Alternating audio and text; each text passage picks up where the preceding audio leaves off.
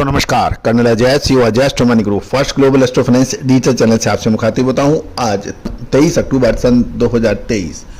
दोस्तों, Ajay astro group विश्व का पहला चैनल है जो 42 कमोडिटीज 5 मार्केट पर लगातार अपडेट और विश्लेषण आप तक प्रस्तुत करते हैं। इसमें steel, copper, ferrous, non ferrous metals शामिल है। आज के एपिसोड में हम चर्चा करेंगे स्टील के ऊपर। खबर इसमें महत्वपूर्ण खबरें, साथ साथ आने वाले 2 से 3 या 4 दिन के अंदर स्टील की क्या संभावना है, इसके ऊपर चर्चा करेंगे।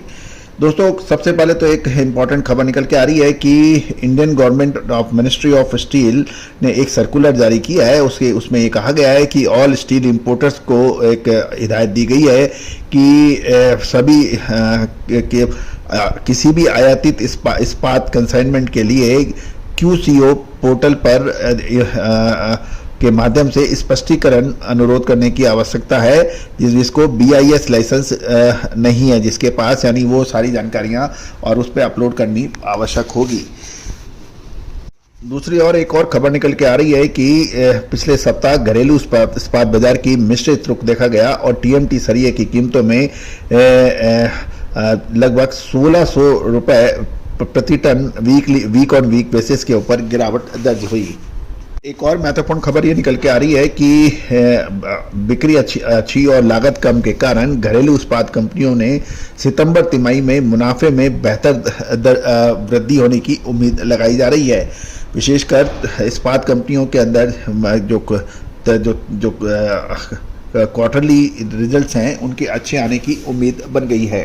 और महत्वपूर्ण सूचना के अनुसार टाटा स्टील ने लुधियाना में 2600 करोड़ रुपए के इन्वेस्टमेंट के साथ अपनी कम कार्बन स्टील परियोजना का निर्माण शुरू कर दिया है और इस प्रोजेक्ट को मार्च 2025 तक चालू होने की संभावना नजर आ रही है।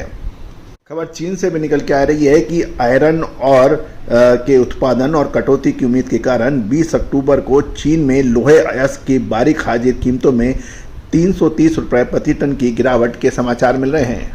साथ साथ ये भी खबर निकल के आ रही है कि भारतीय सेमी फिनिश यानी स्पंज आयरन और बिलेट सहित सेकेंडरी TMT बाजार में के भावों में ज़्यादा वॉलिटिलिटी देखी जा रही है और कीमतों में 200 रुपये से 600 रुपये प्रति टन के बीच में गिरावट दर्ज हो रही है। दूसरी ओर यदि हम डिमांड एंड सप्लाई देखें तो स्टील उत्पादों की निरंतर मजबूत मांग और एक्सपेक्टेशन से प्रेरित होकर अग्रणी स्टील निर्माताओं द्वारा कुछ बाजारों के अंदर अभी अस्थिरता देखी जा रही है। देश के विभिन्न हिस्सों में आज के भाव barbed fire, beam, binding wire, CR steel और CRC और चैनल के ऊपर हम चर्चा करेंगे। RINL एंगल 50/60 E250 BR के भाव जयपुर के अंदर 61,000 रुपये बताए जा रहे हैं और RINL angle 50/60 E250 BR Faridabad में 60,500 के भाव बताए जा रहे हैं। अब हम बारबेड वायर के ऊपर बात करें। 12/12 G के भाव 21 अक्टूबर को 54,200 के ऊपर कोट किए गए हैं। जहाँ तक सेल CRC के भाव 0.90 mm के भाव दिल्ली के अंदर 64,000, CRC IS 513 प्राइमरी 0.90 mm में दिल्ली के भाव 64,500 के भाव हैं। CRC IS 513 प्राइमरी के भाव फरीदाबाद में 64,700, लुधियाना में 65,100 और अहमदाबाद में 63,800 के भाव बताए जा रहे हैं। ये CRC के भाव आप तक पहुंचाए जा रहे हैं।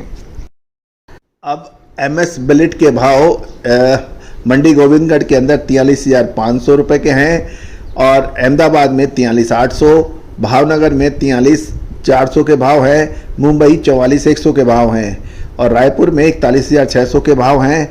रायगढ़ के अंदर 41,000 के भाव बताए जा रहे हैं। सुंदरगढ़ के अंदर 40,800 के भाव बताए जा रहे हैं। इनगट के भाव मंडी गोविंदगढ़ के अंदर 400 रुपये की गिरावट के साथ 43,500 पर ट्रेड कर रहा है। भिवाड़ी में 42,300 100 की गिरावट है। कोलकाता 41,000, लुधियाना 400 रुपये गिरावट के साथ 43,200 के भाव हैं। मंडी पुराने लोहे के भावों में भी 400 रुपये की गिरावट है, ये 32,500। मंडी मेल्टिंग स्क्रैप 36,400 की गिरावट है। मंडी सीआरसी स्क्रैप 38,000 के भाव है, 400 की गिरावट है। जयपुर में 100 रुपए की गिरावट के अंदर 34,400 के भाव हैं। एमएस ब्लेट के अंदर भी गिरावट देखी जा रही है। दोस्तों आने वाले 2 से 3 दिन के अंदर स्टील के भावों में गिरावट की संभावना बन सकती है, तो अतिरिक्त सावधानी रखनी अपेक्षित है। दोस्तों आपको हमारे चैनल कैसा लगता है अपनी राय अवश्य दीजिएगा। साथ साथ चैनल को यदि आपने सब्सक्राइब नहीं किया है तो उसको सब्सक्राइब करना बिल्कुल ना भूलें। All the very best, good luck, happy trading.